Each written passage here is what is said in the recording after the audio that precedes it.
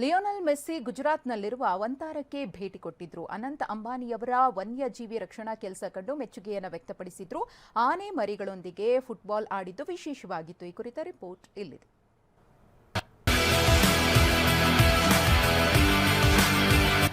Lionel Messi football ಜಗತ್ತಿನ ದಂತಕಥೆ. Messi ಆಟದ ಮೂಡಿಗೆ ಮರುಳಾಗದವರೇ ಇಲ್ಲ. ಇಂಥ ಲೆಜೆಂಡ್ 3 ದಿನ ಭಾರತ ಪ್ರವಾಸ ಕೈಗೊಂಡಿದ್ರು. ಇದೇ ವೇಳೆ ಗುಜರಾತ್ನ ವಂತಾರಾದಲ್ಲಿಯೂ ಮೆಸ್ಸಿ ಎಂಜಾಯ್ ಮಾಡಿದ್ರು. ವಂತಾರ ಇದು ರಿಲಯನ್ಸ್ ಫೌಂಡೇಶನ್ ನಿರ್ದೇಶಕ ಜಾಮ್ನಗರದಲ್ಲಿ ಸ್ಥಾಪಿಸಿರುವ ವನ್ಯಜೀವಿ ಸಂರಕ್ಷಣಾ ಕೇಂದ್ರ. ಇಲ್ಲಿಗೆ ಭೇಟಿ ಕೊಟ್ಟಿದ್ದ ಮೆಸ್ಸಿಗೆ ಭಾರತೀಯ ಸಂಪ್ರದಾಯದಂತೆ ಸ್ವಾಗತಿಸಲಾಯಿತು. ಈ ವೇಳೆ ಮೆಸ್ಸಿ ದೇವಾಲಯದಲ್ಲಿ ನಡೆದ ಮಹಾ ಆರತಿಯಲ್ಲೂ ಭಾಗವಹಿಸಿದರು. ಬಳಿಕ ಮೆಸ್ಸಿ ವಂತಾರವನ್ನ ಸುತ್ತಾಡಿದ್ರು.